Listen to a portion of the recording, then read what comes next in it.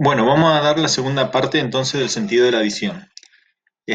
Como habíamos dicho, en la clase anterior habíamos hablado de todo lo que correspondía de qué manera, ¿sí? La imagen llegaba atravesando todos los medios ópticos del ojo, ¿sí? Todos los medios transparentes, tanto la córnea, el humor acuoso, el cristalino y el humor vítreo, llegaban a la retina, ¿sí? Los distintos fenómenos, ¿sí? Tanto de refracción, que sufría el haz de luz, ¿sí? De refracción, y, eh, y bueno, y habíamos hablado de los distintos tipos de lentes, todo que se pueden utilizar para corregir esos índices de refracción. Entonces, la luz, ¿sí? Cuando atraviesa esos medios ópticos, llega a la retina, que es donde se inicia el sistema nervioso, ¿eh? Para la formación de la imagen visual. A partir de ahí se produce lo que es una transducción a señales eléctricas, o sea, esa señal electromagnética que produce el haz de luz, ¿sí? Se transforma en una señal eléctrica, ¿sí? Que va a viajar por los distintos nervios, no los nervios, sino por el nervio óptico, ¿sí? Para llegar a centros superiores y de ahí llegar a ser percibidos donde no solamente lo que se percibe es una imagen, sino el contexto donde la imagen tiene un significado más allá de la imagen en sí, del objeto en sí, digamos, ¿sí? Donde uno asocia esa imagen con otras circunstancias ya vividas y puede darle un cierto significado. ¿Estamos? Bueno, entonces, en la retina, ¿qué va a pasar? En la retina, cuando llega esa imagen, ese haz de luz, es donde empieza lo que es la integración de la imagen. La retina forma parte ya del sistema nervioso central, ¿sí? Y va a estar constituida por 5 tipos de neuronas, ¿sí? Bien organizadas. Las primeras son los receptores, que son, ¿sí? Células especializadas para recibir el haz de luz. Son sensibles a la luz y lo que van a producir es una fototransducción, o sea, transformar esa energía electromagnética, ¿sí? En una energía eléctrica que va a ser transmitida a través del sistema nervioso. Son los fotorreceptores. Luego tenemos las células ganglionares, que son las verdaderas neuronas, digamos, eh, dentro de la retina, que tienen una única deferencia, ¿sí? Y son las que una vez que son estimuladas, van a producir lo que es un potencial de acción para transmitir ese impulso nervioso. Entre los fotorreceptores y las células ganglionares hay otras neuronas que se llaman interneuronas para producir la comunicación, ya sea del fotorreceptor con las células ganglionares o entre fotorreceptores entre sí, digamos.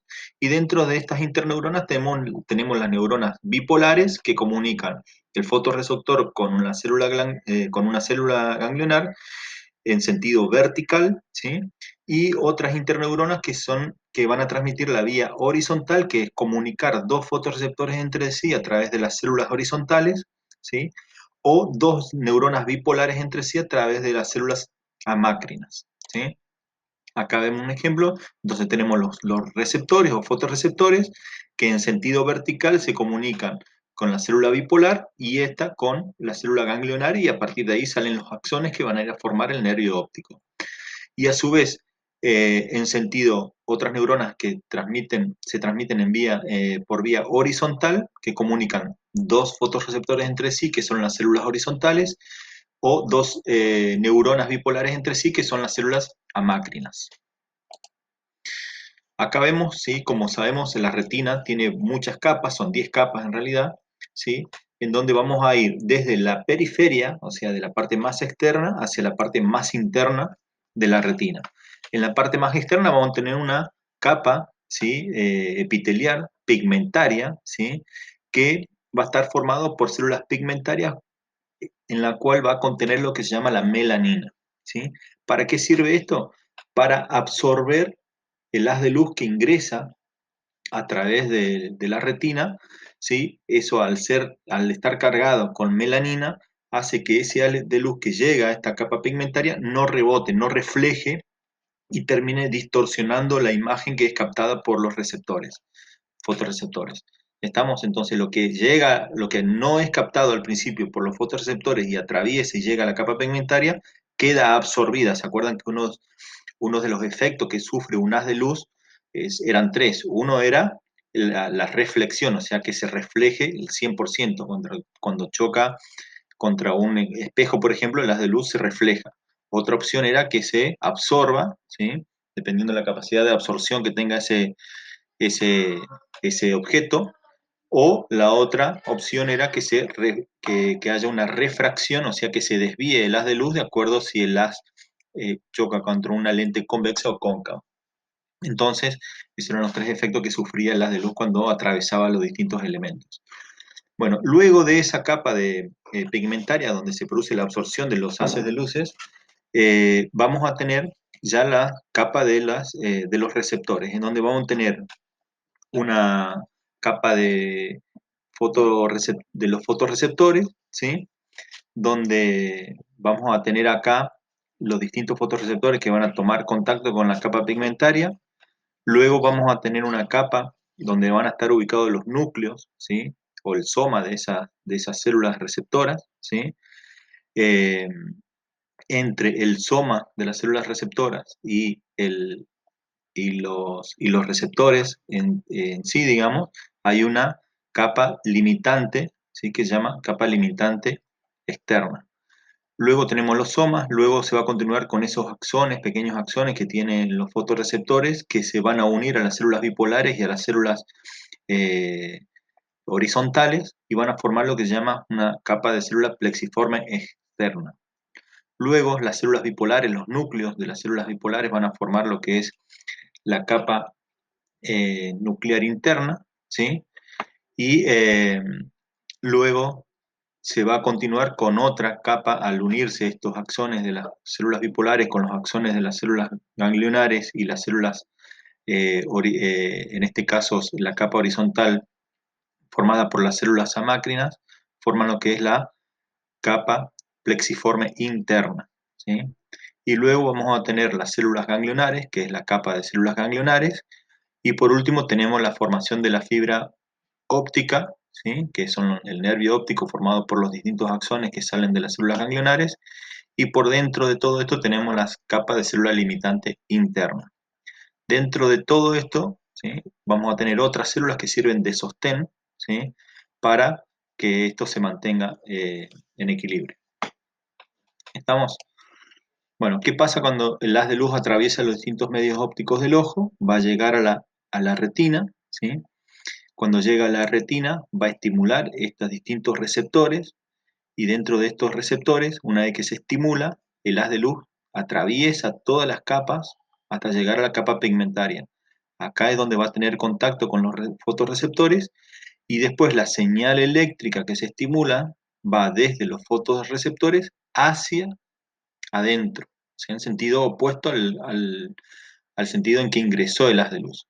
Entonces ahí va hacia los fotorreceptores, luego las células bipolares, células ganglionares y luego la fibra nerviosa que forma el nervio óptico. ¿Estamos? Una vez que el haz de luz estimula estas células ganglionares, se produce lo que es la despolarización, o sea, se produce el potencial de acción para transmitir el impulso nervioso hacia los centros superiores, primero subcorticales y luego corticales, donde se produce lo que es la percepción de la imagen.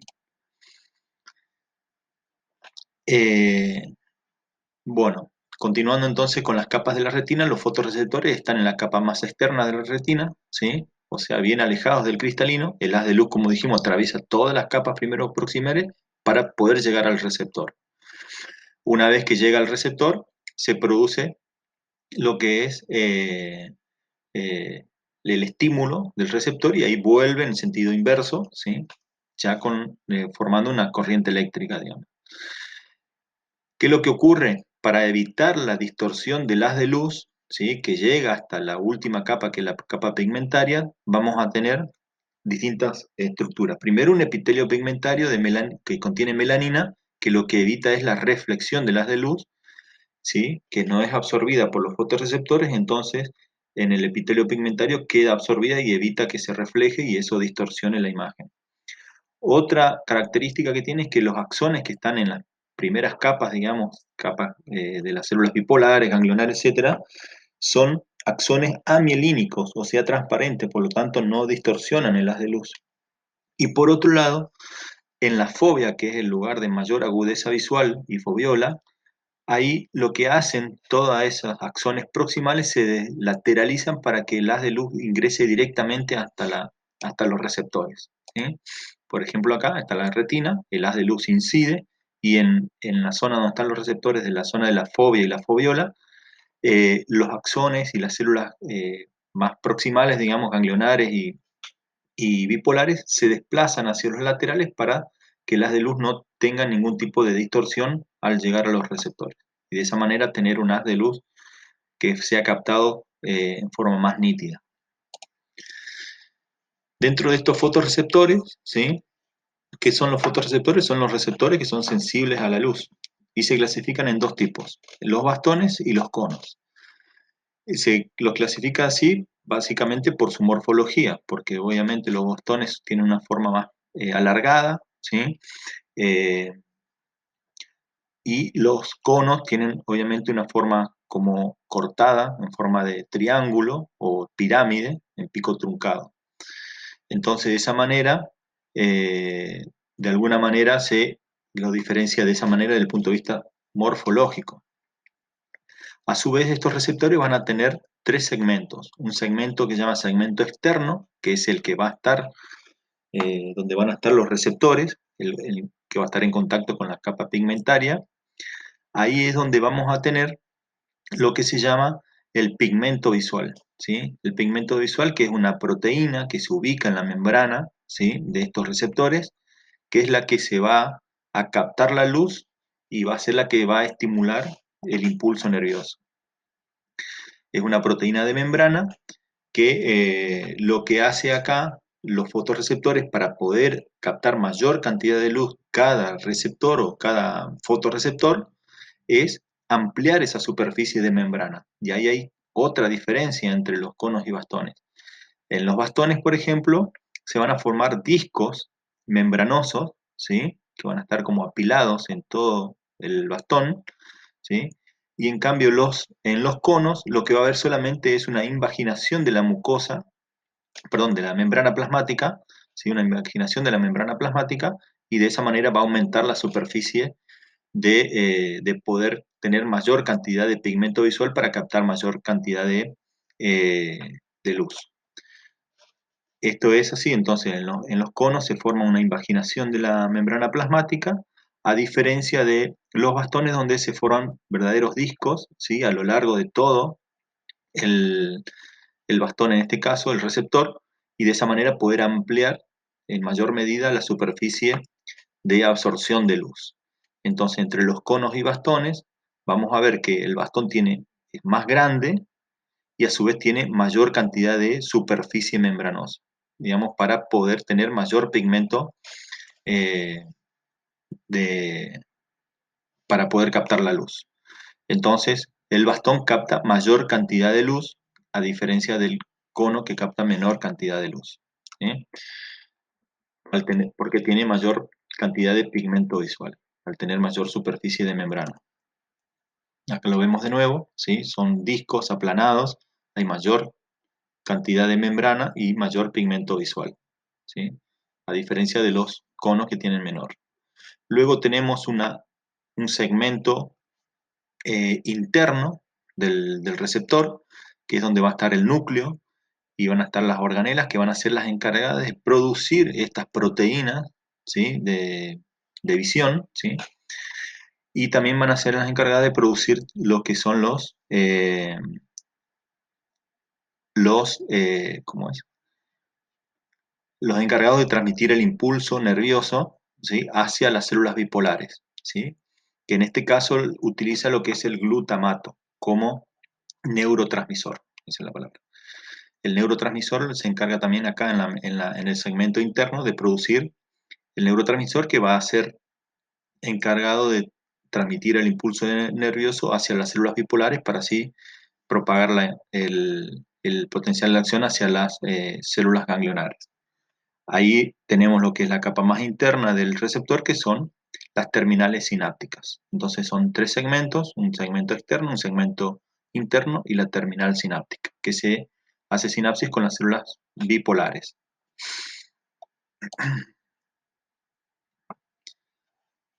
Entonces, el segmento interno es donde está toda la maquinaria sintética, ¿sí? Para producir tanto lo que es el, las proteínas encargadas de la percepción del haz de luz y también la producción de los neurotransmisores. ¿Vamos?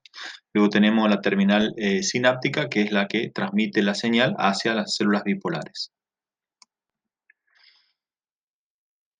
Entonces, las diferencias funcionales entre los distintos fotorreceptores tenemos que los bastones eh, tienen mayor cantidad, como dijimos, de ese pigmento, de esa proteína de visión, eh, y por lo tanto hay mayor sensibilidad a la luz.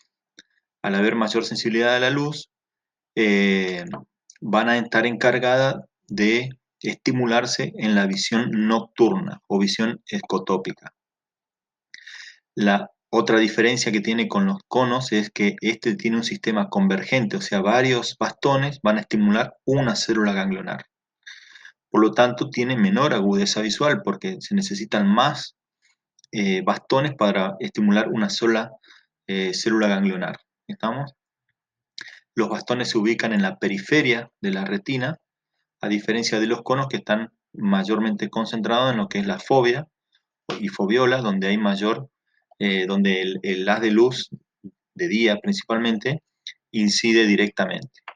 Entonces los conos tienen menor fotopigmento, o sea, menor proteína de visión, es menos sensible a la luz, pero se utiliza para la visión diurna, ¿estamos? O visión fotópica.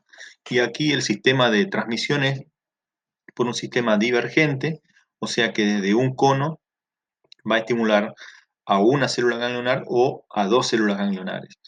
No, a diferencia de los otros que eran varios bastones que estimulan a una célula, a una sola célula ganglionar. Entonces acá a ver un receptor por célula ganglionar de esa manera hay mayor sensibilidad, mayor agudeza visual, ¿sí?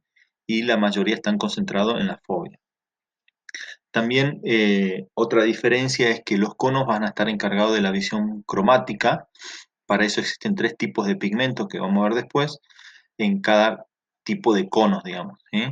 Para los distintos colores. En cambio, los bastones, como están encargados de la visión nocturna, tienen una visión acromática.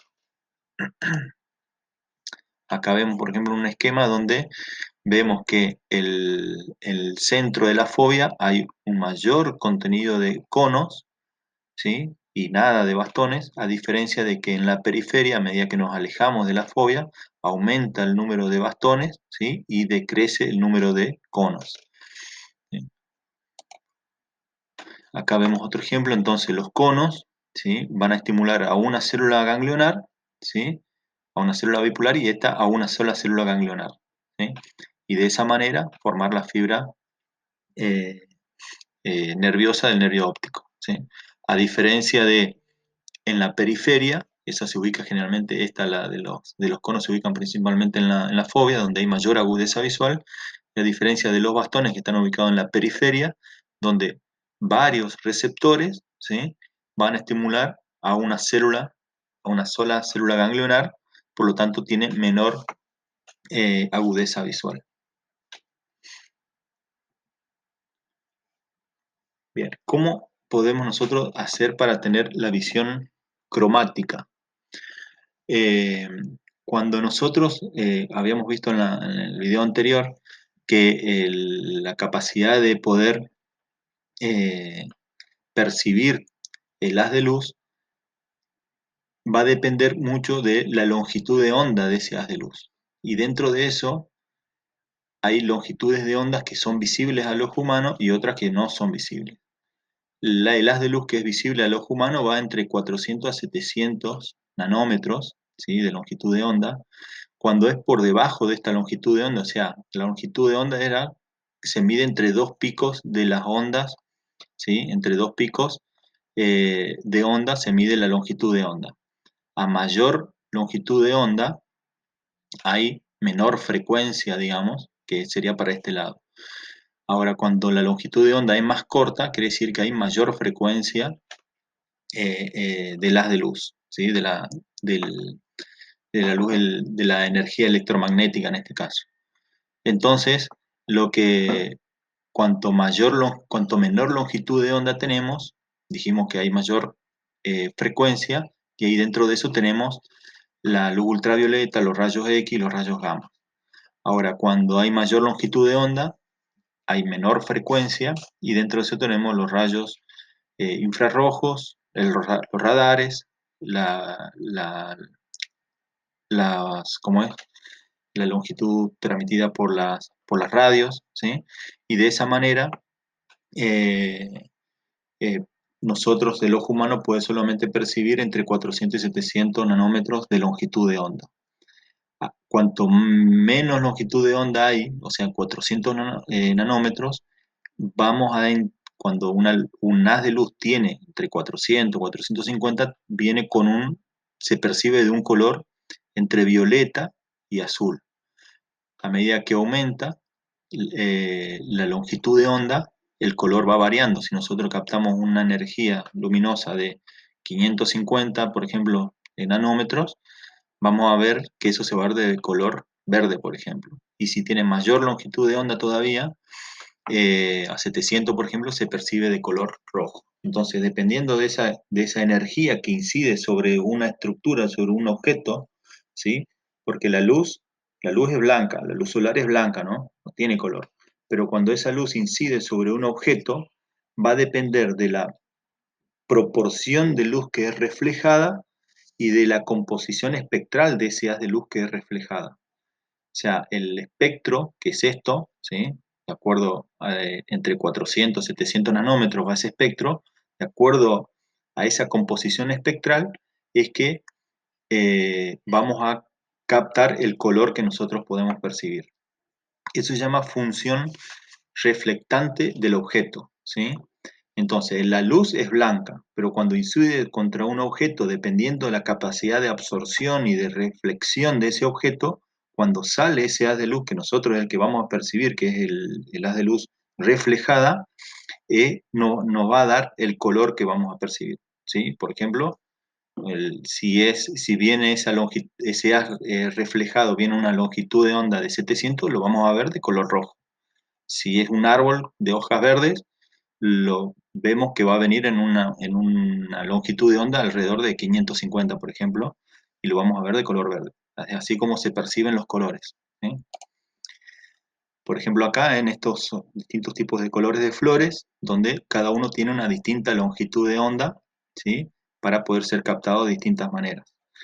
En cambio, por ejemplo, en la piel humana, vemos que la piel negra tiene bajo índice de reflexión, por lo tanto se lo ve de color oscuro. En cambio, la piel blanca tiene un alto índice de reflexión, entonces se lo ve de un color más claro. ¿Sabemos? Esa es la diferencia. Bueno, cuando llega este haz de luz de los distintos colores a los receptores, ahí vamos a tener que existen tres tipos de conos. Acuérdense que los conos son los que tenían la visión cromática. Eh, existen tres tipos de conos. Para eso existen, ¿por qué? Porque existen tres tipos de fotopigmentos o proteínas, ¿sí? Encargadas de recibir esos distintos colores, eh, que son la, la proteína llamada rodopsina, ¿sí? Que va a tener en la misma componente retinal, esa proteína, para todos los distintos deconos, pero lo que va a cambiar es la opsina, ¿sí? La porción proteica de ese receptor, de esa proteína, es lo que cambia para diferenciarlo de los distintos tipos, para captar los distintos tipos de colores. Entonces, van a haber más sensibilidad, ¿sí? De acuerdo a la capacidad que tenga esas distintas proteínas, para tener más sensibilidad a las distintas longitudes de ondas que vamos captando, a las determinadas. Por ejemplo, los conos S van a captar longitud de onda más baja, de 420 nanómetros, por ejemplo. Entonces, va a estar encargado de ver colores, ya sea violeta o azul, principalmente. ¿Qué sería esto? ¿Sí?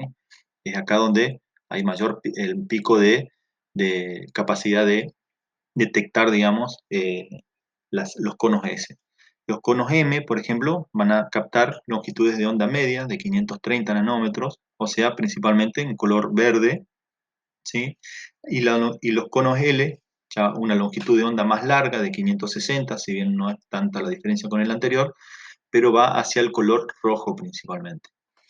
Entonces, ¿cómo hacemos para ver los otros colores? No solamente el violeta o azul o verde y rojo.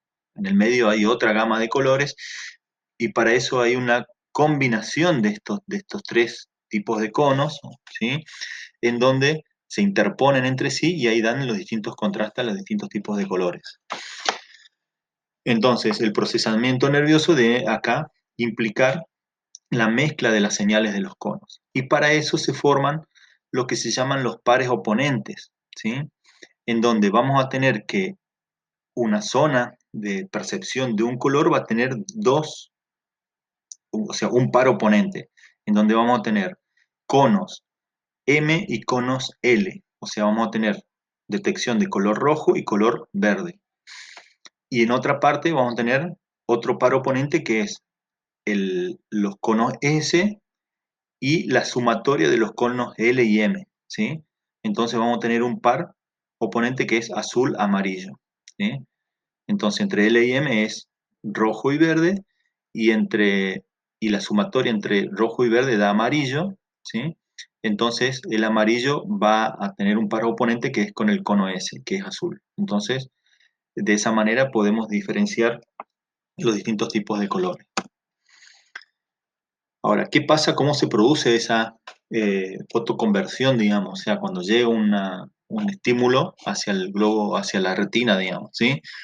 Primero, si estamos en la oscuridad, ¿qué es lo que va a pasar? Los receptores vamos a tener GTP y dentro del citoplasma, digamos, de estos receptores vamos a tener una enzima que es la guanil ciclasa, que lo que va a hacer es convertir el GTP en GMP cíclico, cuando no hay estímulo luminoso, o sea, estamos en la oscuridad, hay una hiperactividad de la guanil ciclasa que estimula la producción de GMP cíclico y lo que hace el GMP cíclico es abrir los canales de sodio. Al abrir los canales de sodio, entra sodio a la célula y también entra algo de calcio, pero en mayor cantidad de sodio. Y esto lo que va a llevar es a una corriente de oscuridad, ¿sí? Dentro de los receptores, produciendo lo que es una despolarización, pero en reposo. Acá el voltaje, digamos, del estado de reposo de estos receptores va a ser de menos 30, menos 40 milivoltios. A diferencia de una célula normal, nerviosa, por ejemplo, es de menos 60. Pero acá como se abren estos canales en reposo, entra sodio dentro de la célula y llega a un estado de despolarización de menos 30. Eso es cuando estamos en un lugar oscuro, ¿sí? Donde no hay luz. Bueno, ¿qué pasa cuando se hace la luz? Cuando llega la luz se activa aquí los fotopigmentos, o sea, las proteínas encargadas de detectar la luz. Como dijimos, se llamaba rodopsina, que tiene dos porciones, una porción que es la opsina, que es la porción proteica y es la que se modifica en los distintos tipos de conos que habíamos visto, de acuerdo a la capacidad de captar la señal, digamos, de, de longitud de onda, ¿sí? Los conos S, M y L que habíamos visto, y el retinal, que es el sensible a la luz, ¿sí? Que es similar en los distintos tipos de conos. Cuando incide la luz, el, el retinal que está ubicado de una manera 11 cis retinal en la oscuridad se transforma, ¿sí? Y lo que ocurre es una horizontalización, ¿sí? Del, ¿cómo es? Del receptor en este caso y se transforma en un holo transretinal. De esa manera se estimula, se activa este receptor, ¿sí? Al activarse el holo transretinal, ¿sí? Por eh, eh, una disminución del GMP cíclico dentro de la célula, ¿sí? Porque el GMP cíclico aumentaba en la oscuridad. Al disminuir por la claridad, se transforma ¿cómo es? El 11 cis retinal en holo transretinal, y como es eh, inestable de alguna manera, se transforma en lo que se llama en una meta-rodopsina 2. Esta meta-rodopsina 2 va a estimular a una transducina, que esa transducina, que es también es una proteína G, que va a tener una porción alfa y beta. La porción alfa se une al GTP y el GTP lo que va a hacer es estimular a una fosfodiesterasa de GMP cíclico, que lo que va a hacer es transformar el GMP cíclico que estaba, cuando estaba oscuro, que habíamos dicho que aumentaba, ¿sí? Por la guanil ciclasa, lo que va a hacer es transformar ese GMP cíclico en 5 GMP, o sea, reduce la cantidad de GMP cíclico. De esta manera, todos esos canales de sodio que estaban abiertos para producir la despolarización eh, del receptor, ¿sí? Que habíamos visto durante la oscuridad, se cierran y de esa manera la célula entra en un estado de hiperpolarización. Entonces, mediante el cierre de los canales iónicos, disminuye el GMP cíclico, se cierran los canales de sodio y entra la célula en un estado de hiperpolarización, o sea, se negativiza a menos 60 milivoltios. Todo esto ocurre cuando se enciende la luz mediante también una amplificación de la señal, ¿sí? Cada cono, ¿sí? Tiene alrededor de 1.000 millones de metas-rodopsina, ¿sí? Y piensen que en cada globo ocular hay alrededor de 30 millones o 300 millones de conos. Entonces, imagínense la cantidad que se estimula. Cada metarrodopsina también estimula alrededor de 700 transducinas. Cada transducina estimula a 100 fosfodiesterasa y cada fosfodiesterasa inhibe o disminuye a 1.400 GMP cíclicos. O sea, esa es la amplificación de la señal para cuando se enciende la luz uno poder captar la señal lumínica, digamos, ¿sí? De esa manera se reduce todo esto, obviamente, el receptor en ese momento se hiperpolariza. ¿Estamos? Entonces, acá, ¿qué va a pasar una vez que se estimula y se termina la señal? La opsina es fosforilada y es inactivada, ¿sí? Y el holotransretinal es el liberado al epitelio pigmentario y ahí se une eh, se transforma en retinol, que es la vitamina A, para luego ser captado de nuevo por los receptores para volver a entrar en el ciclo, ¿sí? Por eso acá es importante lo que es la vitamina A para mejorar la visión, digamos, ¿sí? Acá vemos un ejemplo también donde se incide la luz, estimulan los receptores, ¿sí? Esos receptores lo que hacen es estimular, el receptor se transforma en holotransretinal, como dijimos, y eso estimula a la transducina que se une con el GTP, ¿sí? Y lo que hace es transformar, inhibir, digamos, al GMP, estimula una fosfodiesterasa y la fosfodiesterasa lo que hace es reducir la cantidad de GMP cíclico y lo transforma en GMP nomás. De esa manera se cierran los canales de sodio para producir lo que es la hiperpolarización de esa célula, de ese receptor. El calcio, que también vimos que hoy entraba durante la oscuridad, junto con el sodio, va a tener una acción antagónica, que lo que va a hacer es, para poder regular justamente que no esté tan despolarizada la célula durante la oscuridad, lo que hace el calcio es ir inhibiendo a la guanilciclasa para que no produzca tanto GMP cíclico. Entonces, de esa manera también actúa de alguna manera para regular eh, el, la función de la guanilciclasa. Entonces acá vemos lo mismo, que durante la noche se estimula, durante la oscuridad, mejor dicho, se estimulan los receptores y se produce la despolarización en reposo. Cuando hay luz, se cierran los receptores, aumenta, disminuye la cantidad de sodio y se reduce la cantidad de GMP cíclico y de esa manera la célula se hiperpolariza, ¿sí? Durante la noche entonces estamos a menos 30, o durante la oscuridad, mejor dicho, estamos a menos 30 milivoltios. Cuando viene la luz, se hiperpolariza y desciende a menos 60 milivoltios, ¿sí? Y ahí se mantiene en un valle hasta que, bueno, vuelve otra vez a a producirse la oscuridad y de esa manera vuelve a aparecer la despolarización en reposo. Bueno, ¿qué pasa cuando hay una exposición a diferentes intensidades lumínicas? Ahí lo que se va a producir es una adaptación. Y la adaptación a la intensidad lumínica se produce por dos efectos. Uno, por la pupila, que lo que va a hacer el iris es cerrar ese diafragma para disminuir la intensidad de luz que ingresa a la retina, pero la principal función la hacen los fotorreceptores, ¿sí?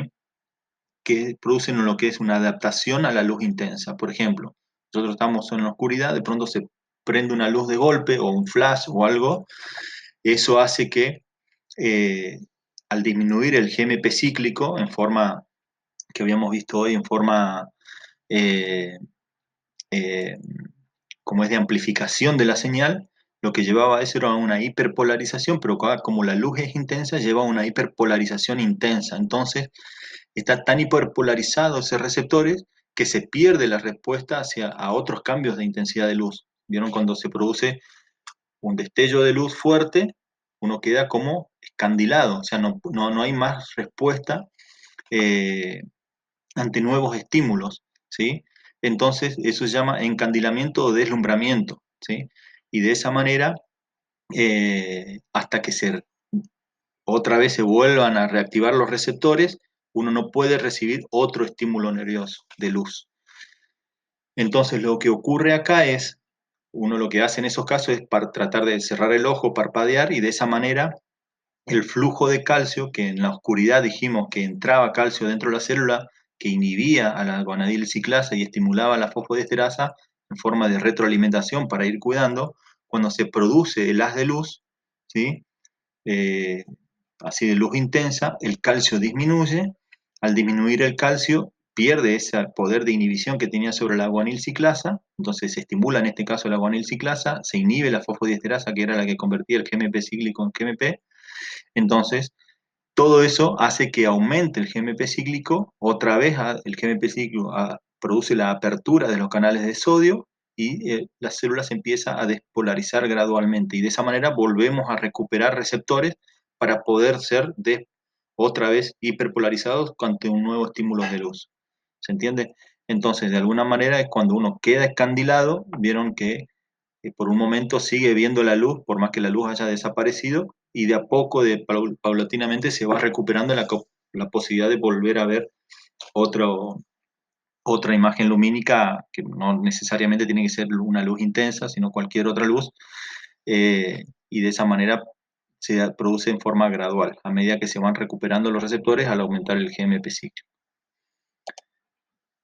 Bueno, entonces, ¿qué pasa ahora cuando este haz de luz se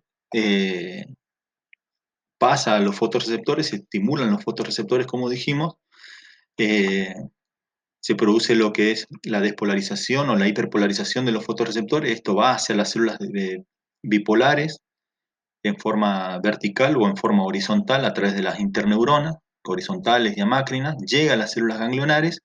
En las células ganglionares se produce la despolarización y se forman a través de distintos axones la unión de estos para formar el nervio óptico. El nervio óptico va a través de primeros núcleos subcorticales, como el culículo superior, el pretecho, el núcleo vinculado lateral, el núcleo supraquiasmático del tálamo, y luego de ahí llega a la corteza visual, digamos, de la visión, que es en el lóbulo occipital, para producirse lo que es la percepción de la imagen. ¿Qué pasa? Las células ganglionares son las únicas que tienen eferencia de la retina, son las únicas neuronas, de alguna manera, que van a sacar la imagen desde la retina. Son las que generan, las únicas que pueden generar un potencial de acción, ¿sí?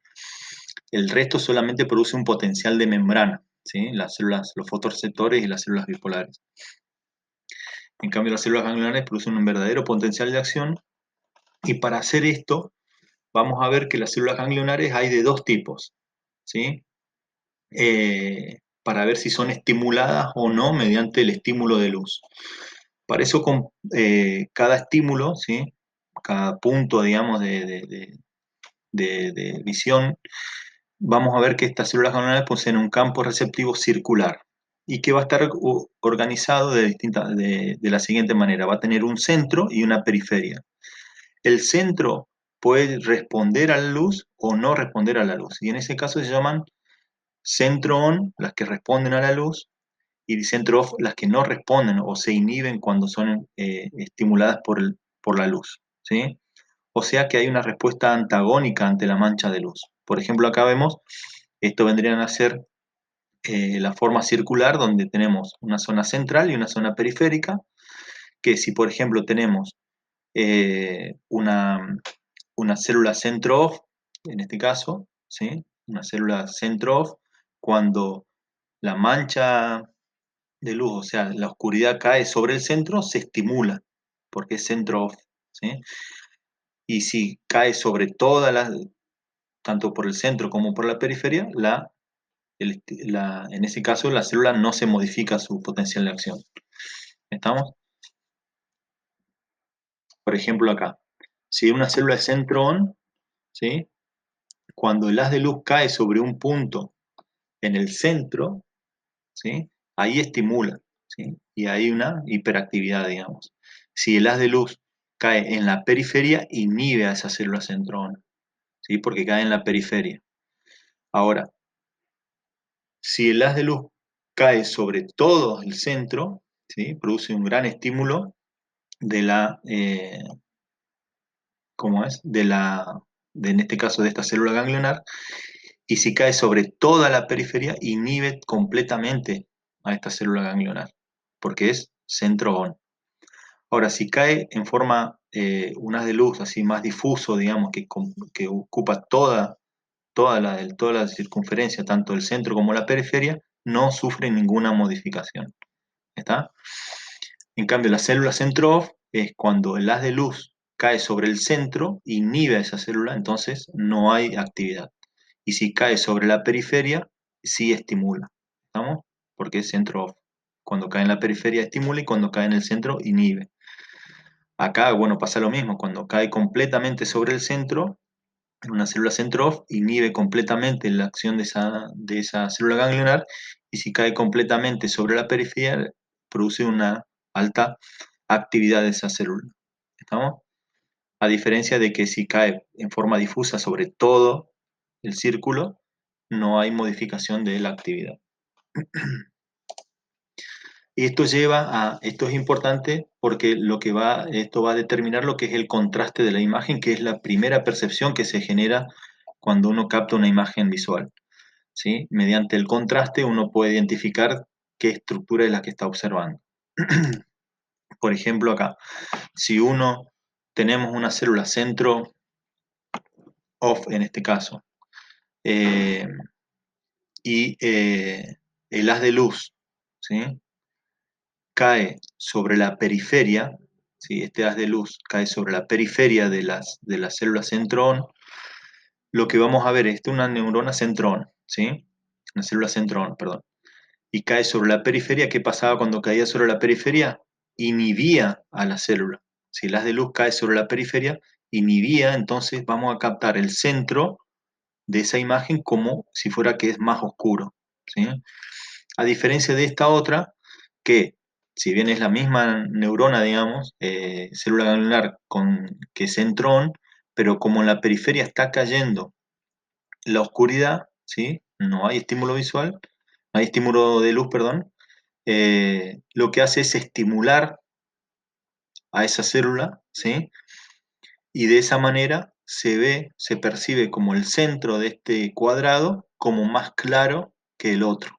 En realidad es una percepción nada más, pero en realidad es el mismo color. Tiene que ver con esto, con que uno cae, donde cae el haz de luz. En este caso, en la periferia, produciendo la inhibición de esa célula centrón. Y acá, al no haber luz en la periferia, lo que hace es una estimulación de la célula centrón. Y de esa manera se percibe como más claro en este lado que en este lado, pero en realidad es el mismo color, digamos. Bien, ¿qué pasa cuando nosotros queremos procesar transmitir esa imagen, cuando se capta por el receptor, transmitirlo a las células ganglionares. Podríamos hacerlo de dos maneras, en forma vertical, ¿sí? Que va por el centro del campo, o en forma horizontal, que va desde la periferia hacia el centro y de ahí hacia la célula ganglionar, ¿sí? Entonces, una de las formas de mandar el estímulo hacia la célula ganglionar es en forma vertical, ¿sí? Directamente, desde el receptor, célula bipolar y célula ganglionar. Pero si el estímulo cae en la periferia, ¿sí? Primero tiene que ir al centro y después bajar a la célula ganglionar, ¿se entiende? Entonces, acá tenemos un cono, por ejemplo, por la vía vertical, acá llega el haz de luz, se estimula, se produce lo que es el cierre, como dijimos, de los canales de sodio, se produce la hiperpolarización. Esa hiperpolarización lo que va a hacer es generar producir que se hiperpolarice la célula, ¿sí? Al hiperpolarizarse la célula, se inhibe la producción del neurotransmisor, porque al no haber canales de calcio abiertos, no se liberan los neurotransmisores de las vesículas de los neurotransmisores, no hay glutamato, que es el neurotransmisor en este caso. Al no haber glutamato, ¿qué pasa? Se activa, y acá cada neurotransmisor, es importante esto, que cada receptor va a ir por las dos vías, tanto con células eh, centro-on y centro-off, ¿sí? Esta es una célula centro-off y esta es una célula centro-on.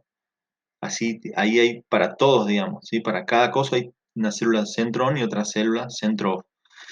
Entonces, ¿qué es lo que va a pasar? Como lo que vos captás es luz, las células centro-on lo que hacen es no trabajar con el glutamato porque tiene receptores eh,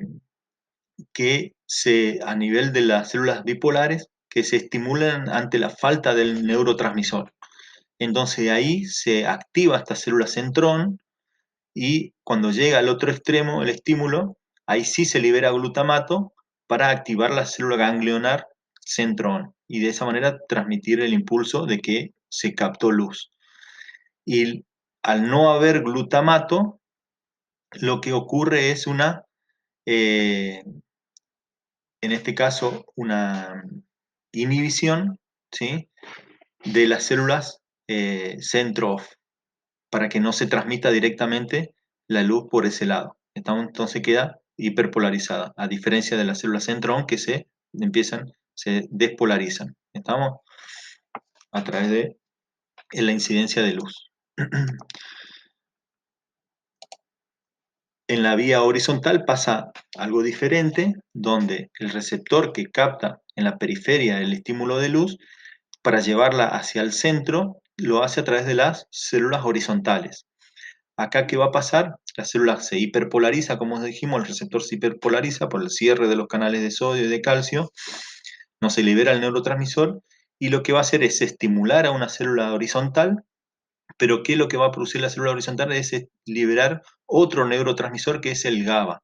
El GABA lo que va a hacer es estimular, inhibir, mejor dicho, al otro receptor que está del otro lado, porque el GABA es un inhibidor, entonces no se produce glutamato y de esa manera se estimula la célula bipolar de este lado para estimular después sí a través del glutamato a las células ganglionares y ahí sí de producir la despolarización de la célula, eh, en este caso centro-on también, de las células bipolares, ¿sí? Y de esa manera llevar el estímulo nervioso hacia el centro de la visión. Funcionalmente las células ganglionares se van a clasificar en células M, células P y células no M y no P. Las células M, también llamadas magnocelulares, son las en menos cantidad, que son el 5%. Son células muy ramificadas, ¿sí? Por lo tanto tienen un amplio campo perceptivo, o sea, una sola célula ganglionar recibe muchos estímulos de muchos receptores y células bipolares, por lo tanto no son muy nítidas las imágenes que pueden transmitir y se producen respuestas en forma rápida o en salva. Y son las encargadas de percibir principalmente los movimientos y la profundidad de la imagen. En cambio, las células P o parvocelulares, que constituyen el 90% del total de las células ganglionares, estas tienen menos cantidad de campo perceptivo, más pequeño, y por lo tanto producen una respuesta más prolongada, por lo tanto pueden percibir más el detalle, la forma y el color, ¿sí? En cambio, las células NOPE o W, NOPE y NOM o W también se las llama, que son del 5%, también encargadas de percibir el color. ¿Tá? Entonces, ¿qué pasa con esto? Las encargadas de percibir el color, que son las células P, como dijimos, acá pasa lo mismo que con la luz. Acá hay lo que son los pares oponentes del color, ¿sí? Que habíamos dicho hoy, que hay el rojo-verde y el azul-amarillo, ¿sí? Que van a depender de acuerdo a la capacidad de responder ante a las diferentes longitudes de onda del espectro de luz, ¿sí? En el centro o en la periferia del campo. Por ejemplo, si tenemos una célula que es estimulada por el rojo, por ejemplo, en el centro, ¿sí? Cuando incide el color rojo en el centro, se estimula, se despolariza. Si incide sobre tanto en el centro como en la periferia, no sufre ninguna modificación. Y si llega a caer el color verde en la periferia, se inhibe. ¿Estamos? Acá, por ejemplo, vemos. Hay células P, por ejemplo, que son estimuladas cuando, eh, con el color rojo en el centro, y otras que son inhibidas con el color rojo en el centro, ¿sí? Son las células centrón, ¿sí? Con el color rojo en el centro, y centrón con el color verde. Entonces, cuando cae el color rojo en el centro se estimulan, y cuando cae el color verde en la periferia se inhiben, a diferencia de las centrón verde, que se estimulan con el verde en el centro y se inhiben con el color rojo en la periferia. A diferencia de la centro off, es que se inhiben cuando cae el color rojo en el centro, se inhiben, y cuando cae el color verde en la periferia se estimulan, y viceversa, cuando cae el color verde en el centro se inhiben, y cuando cae el color rojo en la periferia se estimulan. Lo mismo pasa con los pares oponentes amarillo y azul, ¿sí? Dependiendo si son centro on y centro off. Por ejemplo, acá vemos que si hacemos prestamos atención al centro, al color rojo, por ejemplo, y a la cruz que está en el centro, si podemos observar durante un ratito, ¿sí? Concentra la imagen sobre la cruz que está en el color rojo durante unos 20-30 segundos. Esperamos un ratito.